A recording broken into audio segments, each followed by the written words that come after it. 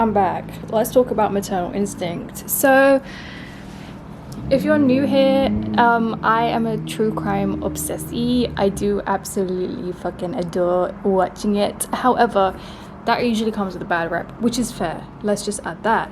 I'm not a part of no fandom, no nothing. Fuck that shit. It's just something I enjoy watching. Something I will add here is that there are several pieces of things I would like to quote.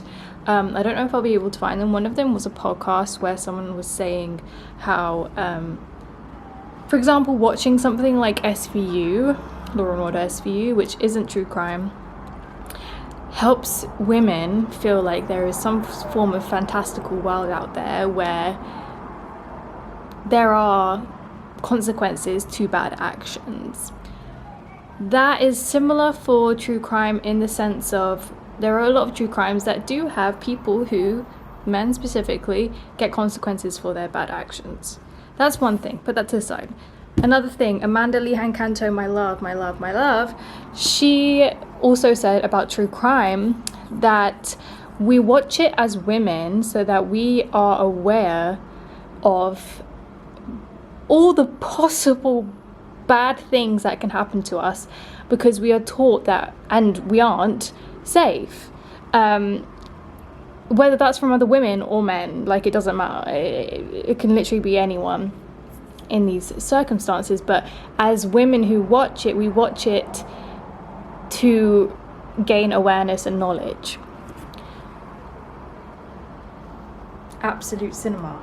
That's my 2 pence on it. So when I say I'm a true crime obsessee, that's what I mean. However, today we're going to talk about Maternal Instinct, which is the new Netflix series, film. However, I have known about this case for, since it happened. Rotten Mango covered it in so much better detail than this documentary, which I'm finding is supposed to be quite a theme at this point with Netflix. This documentary film was a lot weaker in my personal opinion in comparison to The Crash, and I think it's because, for me, I also studied film, so I really enjoy documentaries because I enjoy the process of how they're made, regardless of if it's true crime, aliens. I like watching things on like celebrities who have passed, so like I'm trying to think of one I watched. Well, actually these two haven't passed, but I recently watched the Chevy Chase one in January, which I loved, and actually it's done by someone who did true crime documentaries. They often do kind of mix things up, and I also recently, in like the last week, watched the Martin Short one, also on Netflix. So in general, I love documentaries, and I feel like part of my issue with this one was that the lead up to what actually happened was filmed quite well. However, as soon as they get into what really happened, it's almost like it ends like that, and there's nothing for you to kind of sit with. But it's also like, because I knew what happened, there was no shock factor, so it was even more abrupt for me as someone who had knowledge on the case. Someone said this online, and I think it's so accurate, but they really only scraped the surface of the kind of person that this woman is. A lot of the time when I make these videos, I mean, I've made a couple, but my last one did really well, and this is my second one, so that's like this format. I don't like to name the criminal, for lack of a better term, and I prefer to always name the victims, just because a lot of the time these people, especially in this case and The Crash, they are very alike in the sense that they just fucking wanted so much attention. That is what drove their crimes and the horrible fucking delirious bullshit that they came up with. If you're unfamiliar with the case, this isn't a spoiler. Again, we're talking about something that really happened in real life, so please do not phrase it that way. Essentially what happened was a woman, I'll give you some background. She used to be a little bit overweight. When she was in school, she was known for really wanting to get men's attention. She would send men nudes that weren't hers, things like that, and she was very loud and proud about it. She then went through a gastric sleeve after leaving school, and this gave her some confidence. And then she met this guy called Wade, and Wade, first of all, why there's so many Wades in true crimes, whether they're victim or not, it's a name that is everywhere. And she became obsessed with him, but they had just started dating. My cat just fell. Right, well done, Jean. And she became obsessed with him, and they just started dating, so he wasn't like obsessed with her, he liked her. And then a month in, she could tell she was kind of losing him, so she decided to say that she was pregnant. She was not, and it very quickly pretty much comes out that it is impossible for her to be pregnant, because she's already had 2 kids and had a hysterectomy because she suffered from an ectopic pregnancy after getting her tubes tied. So my issue here, and like this is most people's issues with this story, is Wade, and in general, like most people, they all knew about it. Wade didn't believe it. To be fair, she was a master manipulator, but like most of the family were aware she could not be pregnant, and yet they did nothing. Even the hospital, who were on high alert and actively in this documentary said that they had been on alert near this due date of hers that she may try to steal a baby. The fact that that was the case and that nothing is put in place to protect people in that moment, aside from upping security to protect newborns in a hospital where they've just been born, is fucking mental to me. And whilst you can say, oh, we didn't know she would kill someone, it's almost like, yeah, but if you thought she was crazy enough to steal a child, she's also crazy enough to take a life. That's my personal opinion. In general, the US is known for not having very good preventative things in place. I just watched a video on YouTube, a true crime one, where a woman actively told the police every single day that her husband that she's trying to divorce was going to kill her. He himself said those words, but because he owned the property that she was staying on, they didn't do anything, and then he shot her in the head. Luckily, she survived somehow, and the entire actual incident was recorded, so he was never gonna get out of jail. But again, these situations are very preventative, and it's very frustrating, especially in DV situations where they're so fucking overt. They don't hide it, they don't care, and nothing is done. Crazy. And DV can also be from a woman to a man. Let's get one thing straight. Okay. So yes, anyway, she knew also that everyone else knew, and she was just telling Wade that, oh, they're lying, it's bullshit, I'm gonna have a child, you're gonna see, blah blah blah blah blah, whatever. And then she decides to call in a fake bomb threat to the hospital that she was going to have the baby at, so that she had an excuse not to go to the hospital.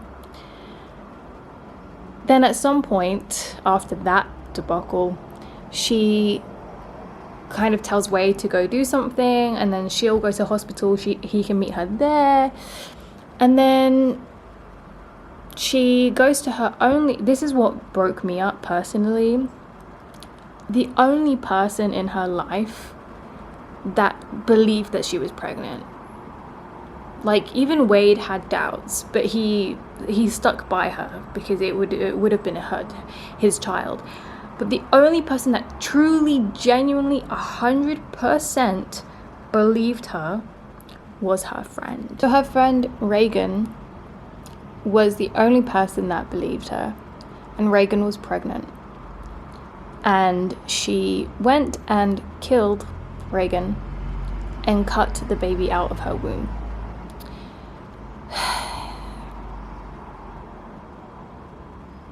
You can't make this shit up.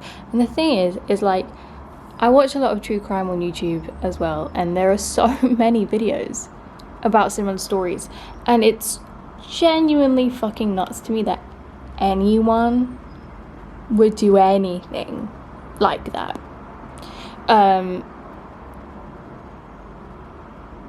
It's horrific. And like the thing is like this documentary isn't the most graphic documentary I've ever watched at all.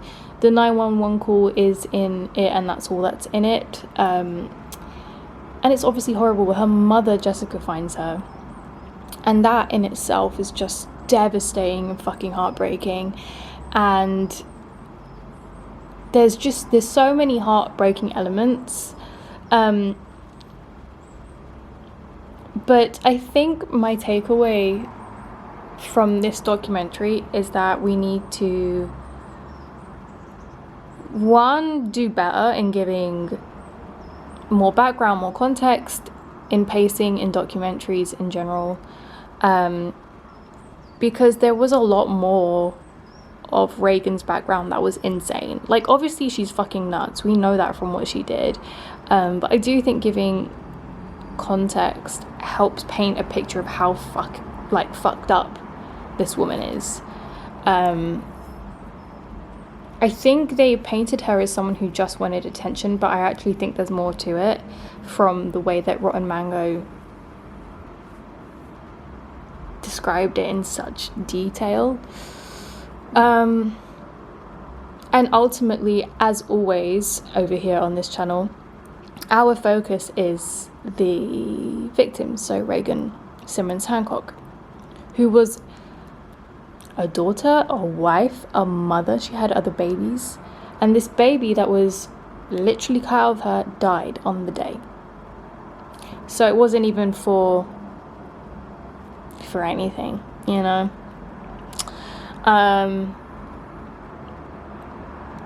So I don't think in the crash they had, for Davion, they had GoFundMe. I don't know if there's a GoFundMe for this family. I am going to look into it, and if there is, it will be below in the description.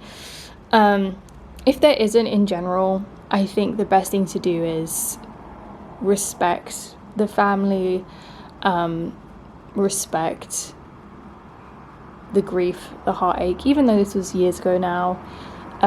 Don't fuel any flames, which often happens when Netflix documentaries come out.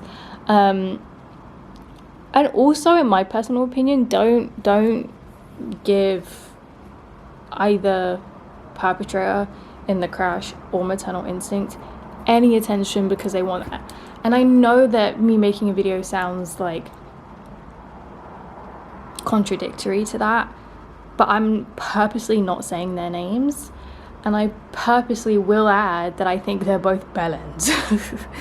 Because the thing is about them is they don't just want attention, right? So like in the sense of when you say, oh, like all attention, like all publicity is good publicity, yeah, no, these two just want to be loved, and it's really sad when you put it like that, but they want positive attention, which is why they did what they did, because they didn't like the negative attention that was coming to them. So yeah, it's important to not fan the flames too much, but also spread so much education and awareness that this is absolutely possible.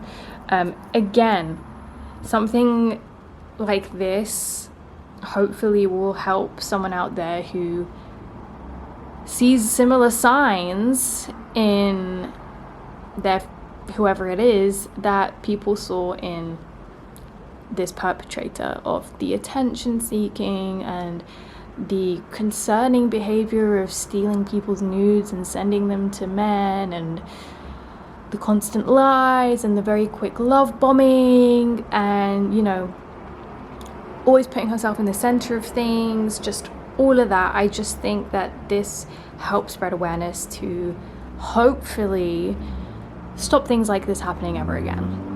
So yeah, those are my thoughts on Maternal Instinct. It honestly wasn't the greatest documentary ever. I do 100% recommend going and watching Rotten Mango, even though I'm currently not watching her because she did a McDonald's advert. right after an Amazon advert, like, could you sell out even like more than you already have? But yeah, and if there is anything that you can do to help the family, if there's a link or something, it will be below. I love you guys so much. Thank you for watching this, and I'll see you in my next video. Bye.